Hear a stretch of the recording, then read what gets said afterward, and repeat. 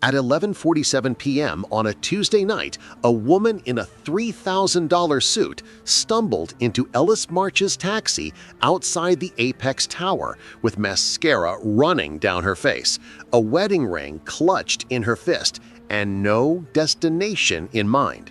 She wasn't running from danger. She was running from the truth.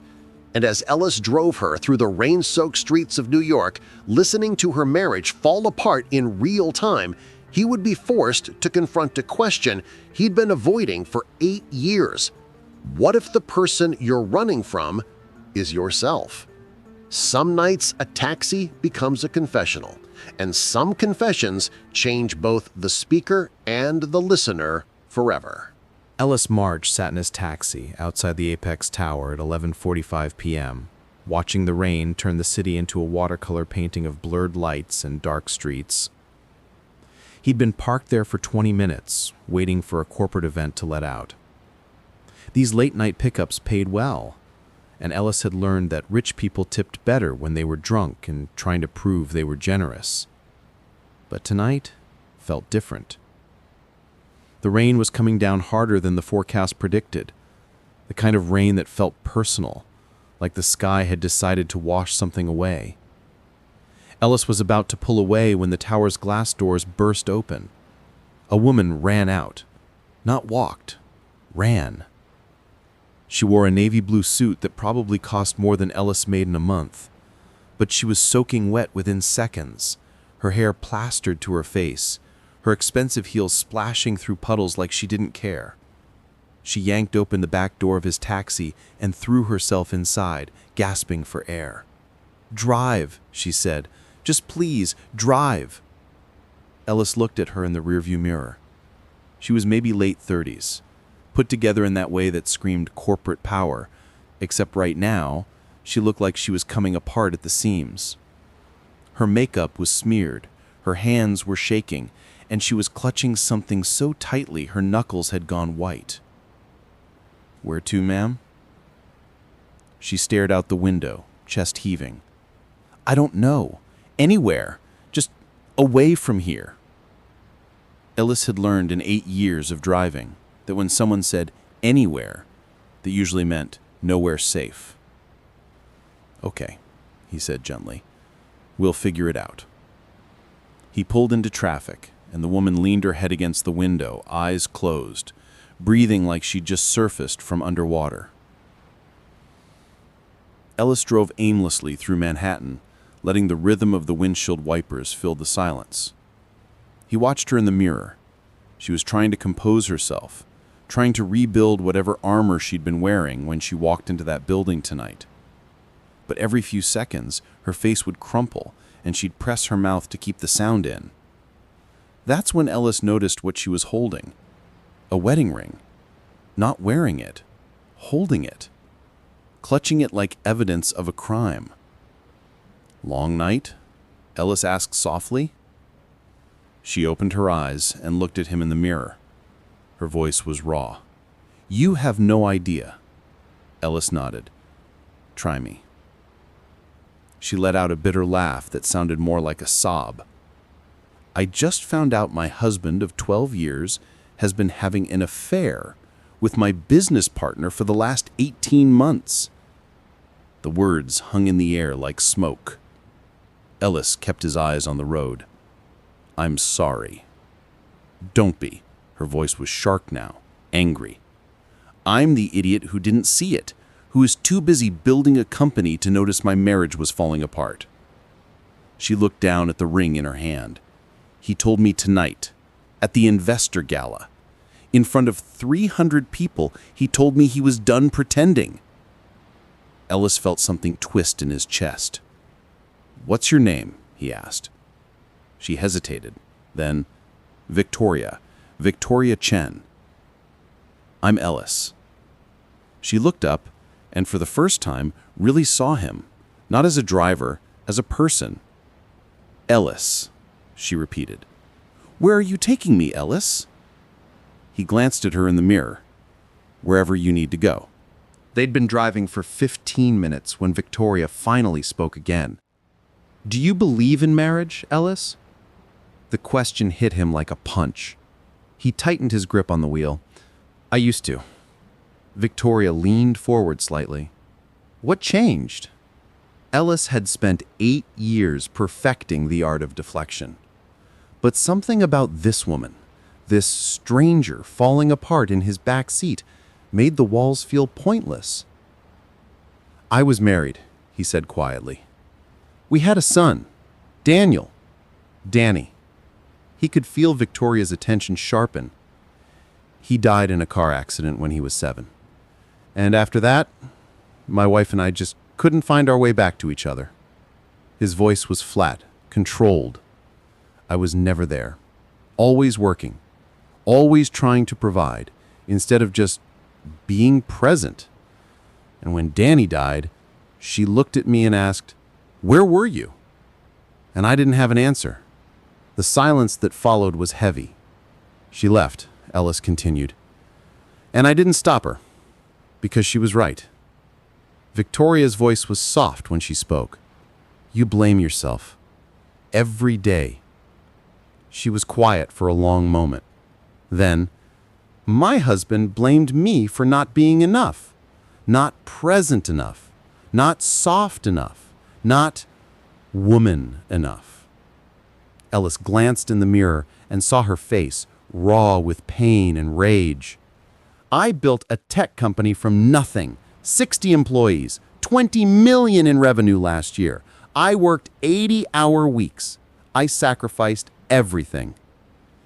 She wiped her eyes roughly.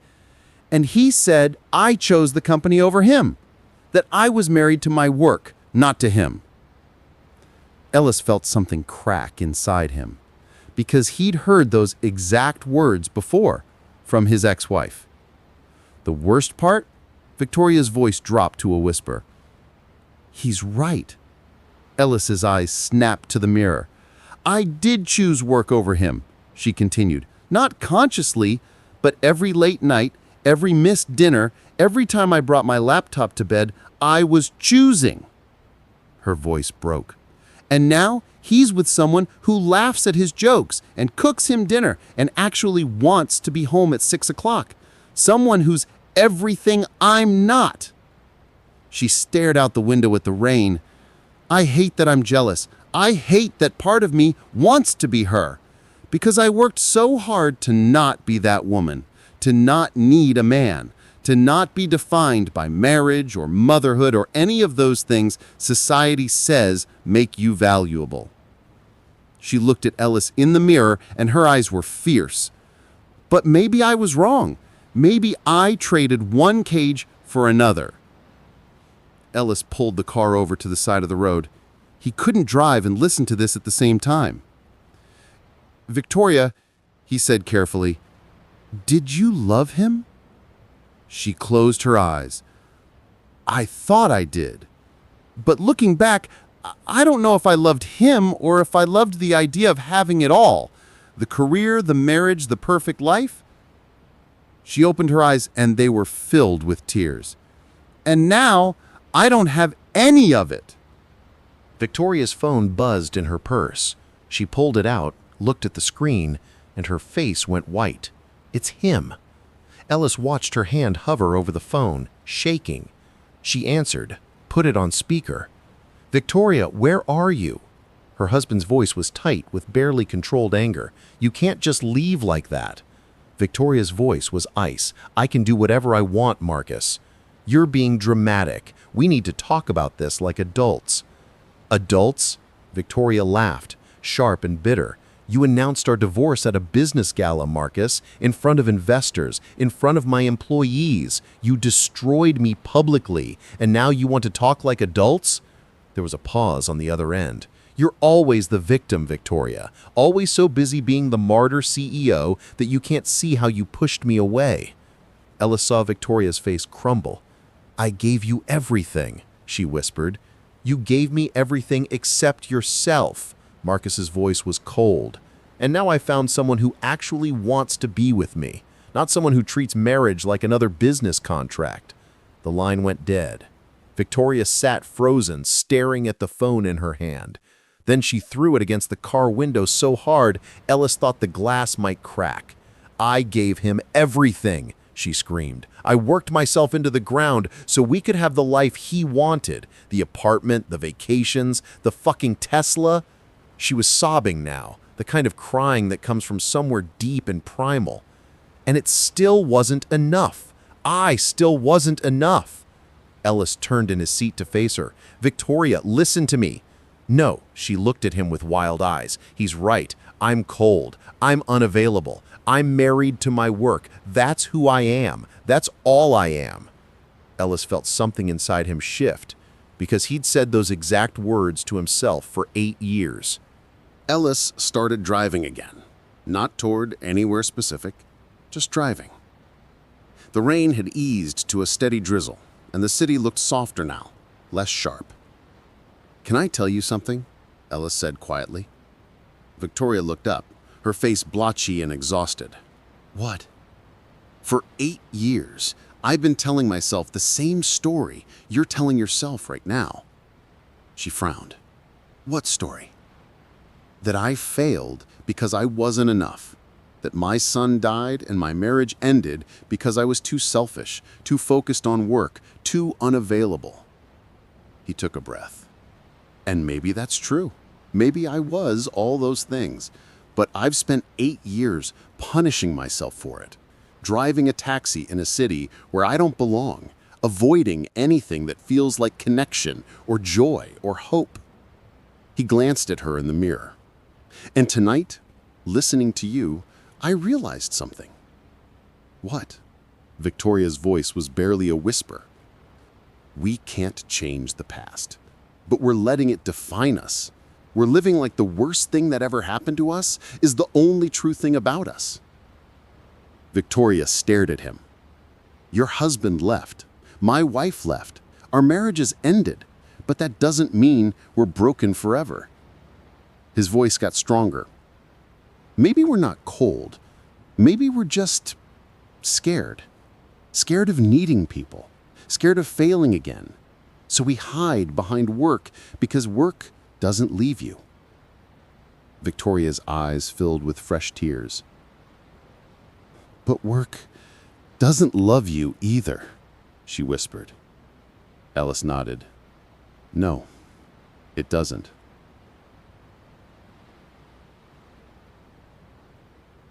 Victoria was quiet for a long time. Then she took a shaky breath. "I have to tell you something. Something I've never told anyone." Ellis waited. 5 years ago, I got pregnant." Ellis's heart stopped. "Marcus and we'd been trying for a while, and when it finally happened, I was terrified. Terrified of losing control, of my body changing, of not being able to work the way I needed to." Her voice cracked. "So I scheduled the abortion without telling him. I just made the appointment and went alone." Ellis felt his chest tighten. "And afterward, I told him I'd miscarried. I let him think it was nature. But it was me. I chose work over a child." She looked at Ellis with devastated eyes. "So when Marcus says I'm cold, when he says I chose my career over him, he's right. I literally chose my career over our child." The confession hung in the air like a living thing. "Does he know?" Ellis asked gently. "No, and he never will." She pressed her hands to her face. "I'm a monster, Ellis. I'm exactly the person he says I am." Ellis pulled the car over again. This time, he got out, opened the back door, and slid into the seat next to Victoria. She looked at him, surprised. "You're not a monster," he said firmly. "You don't know that?" "Yes, I do." His voice was steady. "You made a choice, a hard choice, maybe not the right choice, but it was yours to make." Victoria shook her head, crying. "I killed my own child." "You made a decision about your own body and your own life," Ellis interrupted. And you've been carrying the guilt of it alone for 5 years." He took her hand. "But here's what I know, Victoria. Guilt is not the same as truth. You're not a monster because you chose yourself. You're human, and you deserve forgiveness, even if it's just from yourself." Victoria looked at him like he'd just spoken a language she'd forgotten existed. "I don't know how to forgive myself," she whispered. Ellis squeezed her hand. "Neither do I. But maybe we start tonight. Maybe we stop running from who we were and start figuring out who we can still be." They sat in the back seat together for a long time, rain drumming softly on the roof. Finally, Victoria spoke. "Where do I go now?" Ellis thought about it. "Where do you want to go?" She laughed, but it was softer now. "I have no idea. My apartment is his apartment. My company is half his company. My whole life is—" She trailed off. "Entangled," Ellis finished. "Yeah." Ellis pulled out his phone. "I know a place." 20 minutes later, they pulled up to a small hotel in Brooklyn. Nothing fancy, just clean and quiet. Victoria looked at it through the window. "This is perfect." Ellis walked her inside, paid for the room.